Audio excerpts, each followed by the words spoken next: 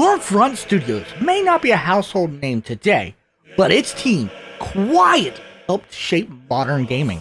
A company that worked with EA and New Line Cinema to make blockbusters into games. Their specialty was blurring the line between film and interactive entertainment, bringing cinematic storytelling to the gaming space long before it was the norm. But what happens when the same studio takes its proven engine and builds a brand new adventure game around the D&D Forgotten Realms IP? That's where Forgotten Realms Demon Stone comes in, a Dungeons & Dragons hack and slash that promised an epic, cinematic fantasy tale. Today, we're looking into how this ambitious title tried to bring D&D to life, what it did right, where it fell short, and why it ended up as one of Stormfront Studios' final big swings before the studio's closure. Stormfront Studios, originally Dawn Software, is secretly one of the most influential gaming companies to have ever existed. They pioneered the first graphical MMORPG, Neverwinter Nights. You know them as the guys that made the Lord of the Rings Two Towers game, where they worked with EA and New Line Cinema to make the now classic adaptation of the 2002 film. That game was a huge commercial success, selling almost 4 million units across all platforms, making a game that, for its time, blurred the lines between epic film and interactive experience. But what if we take the same idea and the same gameplay engine, build a brand new IP around that in an action game based off the Forgotten Realms universe? One that wasn't just another dungeon crawler, but a cinematic adventure straight out of a fantasy novel, using D&D as its foundation, acquiring talented writers like R.A. Salvatore to write all of the in-game dialogue, and then having powerhouse voice actors like Patrick Stewart and Michael Clark Duncan to act in all of it for you. When Demon Stone launched on the PS2, Xbox, and PC, critics praised it for its cinematic storytelling. But while it had good sales numbers, it did not reach blockbuster status like the Two Towers. So, Stormfront Studios and Atari didn't exactly push for a sequel, suggesting that it probably fell short of its sales expectations. By the late 2000s, Stormfront had become heavily dependent on licensed projects like the Two Towers, Demon Stone, Aragon, and Spiderwick Chronicles.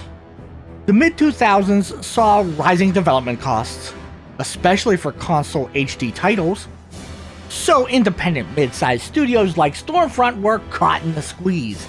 Too big to survive on small projects, too small to absorb blockbuster levels of risks.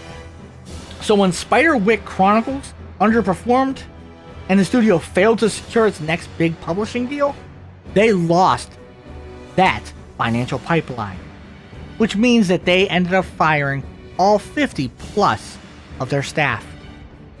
But because of SNEG Games, we have the PC release of games like Demon Stone and Captain Blood, another hack and slash beat 'em up I have reviewed on this channel. Stormfront Studios has always placed a heavy emphasis on cinematic presentation. And that goes really well when fully representing D&D in all of its glory, with the main cast representing the core of a D&D party, with a fighter, rogue, and sorcerer as your main playable character, starting off as literal level 1 party members with generic robes and rusted armor and weapons. You're actually playing as murder hobos with crackhead courage as they travel through the Forgotten Realms setting. I'm talking we're fighting in wood elf villages that are being raided, fighting alongside Githyanki warriors trapped in the Underdark while they're fighting red dragons. There's even a level where you fight through a mage tower while its own ADT service fights the demon hordes using a Fantasia-esque home defense strategy. One of the things Demon Stone gets so right is the customization. Every time you upgrade a sword or armor set, it shows as you level it up. You gain the D&D skills that go with that level, like learning higher level skills, starting with shit like magic missile before learning 9th level spells, like power word kill. Shit escalates fast. Then we got the soundtrack. Pretty good. Alongside the voice acting, which I've already talked about, you've got legendary actors portraying side characters in our D&D campaign. Putting all of this together, I believe Stormfront Studios succeeded in making an upgrade to the Lord of the Rings engine. Speaking of Two Towers' engine, how does Demon Stone play? Its gameplay was designed as a fast-paced, combo-driven hack and slash, designed around the ability to switch between three main characters on the fly. Each hero bringing unique abilities, strength, stealth, and even spellcasting. And you must switch between them to deal with situations on the fly. It's essential for both combat and puzzle solving. And again, this goes well with the customization. It's one of the best aspects of Demon Stone. Well, up until you max everything out at the end of the game, acquiring all the best abilities and best equipment. Up until then, you could choose to dump all your points into health and armor, and just throw your fighter into 100 enemies, let him swing until he's tired.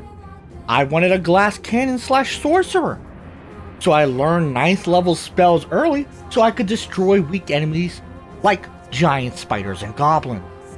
Maybe you could have your rogue go further into stealth so she can just one-shot to tank your enemies. And again, because of how good the presentation is, you can visually see your progression on these characters.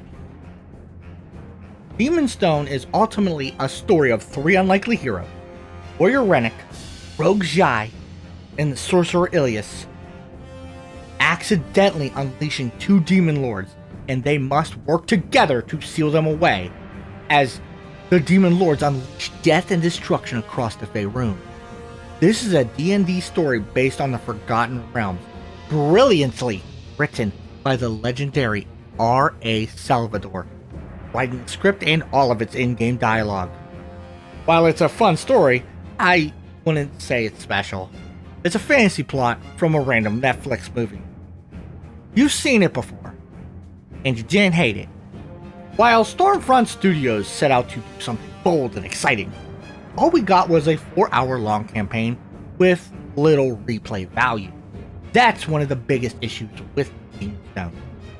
Demon Stone plays and looks better than the Two Towers game, but can barely stand on its own. After playing it, I almost forgot to make this video. I'm only slightly joking about that. You'll have a great time. You'll have so much fun for an afternoon, reminiscing about how games used to be before forgetting it's on your library. I like this game. I love that it's still playable and do think it's worth it. You will have a good time, especially if you like these type of games. But like fighting a false Hydra, you'll forget about it soon.